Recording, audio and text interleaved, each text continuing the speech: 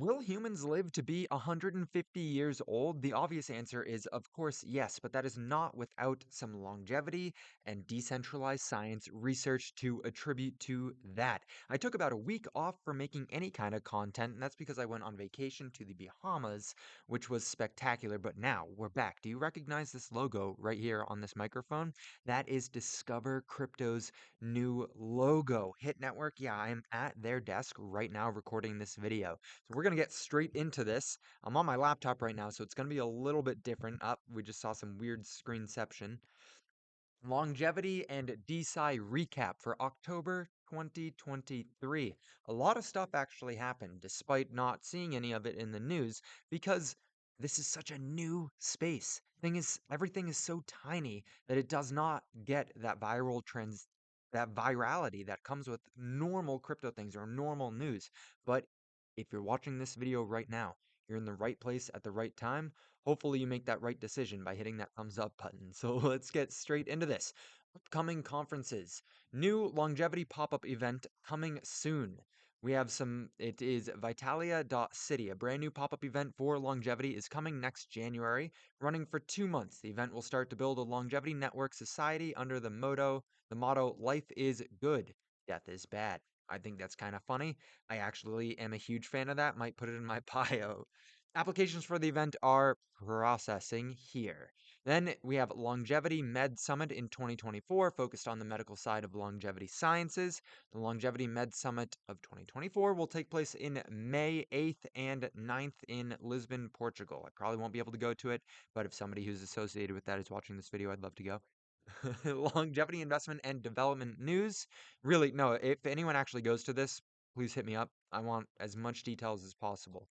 Dublin Longevity Declaration, the long overdue Dublin Longevity Declaration, a groundbreaking document advocating for a shift in focus in aging research, was just unveiled and has gathered immediate support. This is huge. I was looking at it before I came to record this video.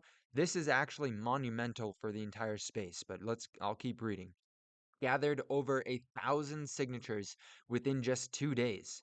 And counting, the declaration underscores the interconnectedness of health span and lifespan. Let me read that again. The interconnectedness of health span and lifespan. Viewing them as key connected concepts while critiquing misconceptions on life expansion and the need for engaging with key decision makers at a policy level. So this document is really trying to create a separation between lifespan and increasing our lifespan and focusing research on increasing our health span. So what part of that lifespan we actually get to live as healthy adults, right? If we live to 100 years old, but we break our back when we're 65 years old and our quality of life is poor, that's not really good for society. That's actually a net negative on society because we're taxing the healthcare system. We're taxing all governments across the world are going to have to provide for those people with disability services and stuff like that. So they are going as far to say that even a 5 to 10 year increase on the average health span would revolutionize medical practice and significantly cut healthcare costs. It calls for a multidisciplinary approach using AI and large health data sets and encourages embracing high risk, high reward research to achieve this goal. That's a little bit of a gray area, right? High risk, high reward. You can think things get a little bit foggy when you go into that area. But nonetheless, I absolutely side with this. Everything about this that I was looking into, I agree with, so much so that as soon as this video is done, I'm going to go record a video on their article here and probably go sign the document because, yeah, this is huge. Now on to some funding round that's been going on. This is where I like to focus a lot on, especially as that investor. I really like investing. Surprise, surprise. I want to make some money. And following where the VCs go, especially Pfizer, Pfizer's got a lot of money. They know what's going on.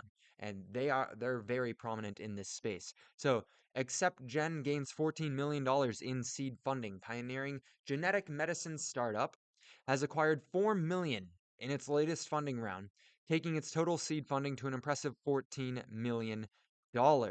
This round of fundraising was led by Apollo Project's Sam Altman. Sam Altman is the CEO of OpenAI, so I think the dude knows what he's doing, especially when it comes to using AI in longevity. Like, I mean, I trust the man. Maybe that's my mistake. There's a lot of money flowing. I would trust his judgment on an investment. That's a better way to put that. The startup will continue to focus on developing initiative technologies and the usage of tolerability of novel nucleic acid therapies for longevity. Its solution works by encoding a unique shield protein alongside the primary nucleic acid to improve cellular responses to DNA and RNA, with potential implications for genetic medicines. So, I don't want to get super in depth on this because it's going to bore everyone, but your DNA, your genetics, most people only think about DNA when it comes to genetics, but there's a lot of proteins that coincide with your DNA that will enable the reader proteins, the little like robots that come and read what your DNA actually is, read the code, if you will. There's a lot of proteins, epigenetics, that are attached to your DNA that either can inhibit or promote certain sections. So that sounds like they're trying to protect those proteins. They're trying to protect those areas of your DNA from potential pathogens, from potential free radicals.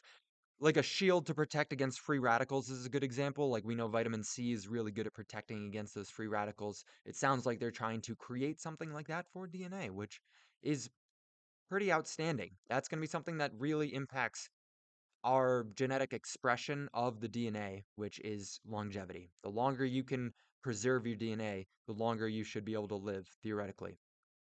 A $6 million Series A funding went to Garo. Garo is a generative artificial intelligence biotech company focused on aging and chronic disease. It has recently secured $6 million in a Series A, an extension round funding to expand its scientific team, strengthen its drug development program, and expand its U.S. presence. We love that U.S. presence. We love that.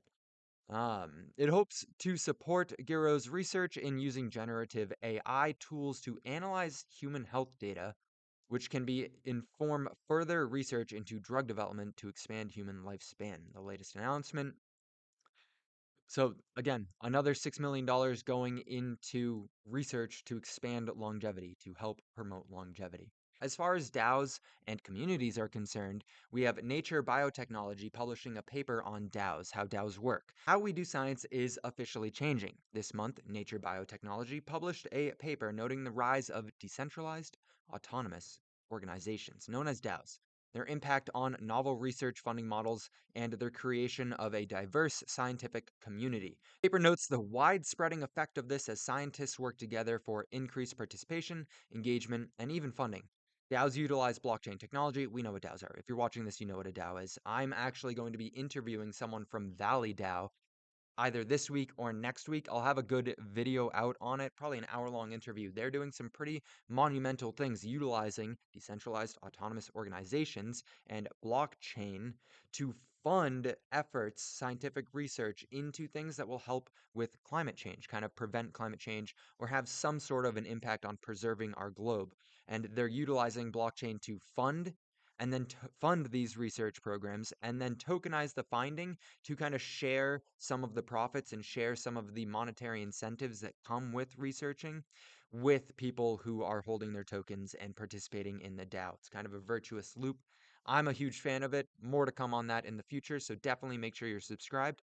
Like this video if you are a fan of decentralized science. Speaking of DAOs, the biotech company Matrix Biosciences, which was funded from Vita DAO earlier in October, recently is making good progress. I have a video on this that I published not too long ago.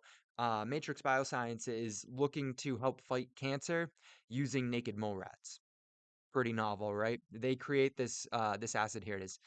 Hyaluronic acid-based compounds in order to identify an optimal drug candidate to improve human lifespan and cancer resistance in the future. So they're trying to use naked mole rats to create anti-cancer fighting drugs using hyaluronic acid.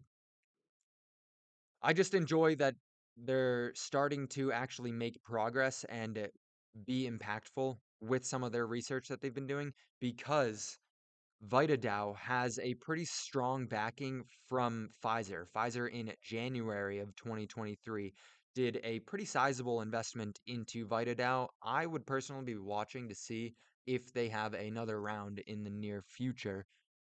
Time will tell on that one. Speaking of time, it is your most valuable asset. So if this video was worth investing it into, I hope that you like that, hit that like button and subscribe. I'll see you in the next video.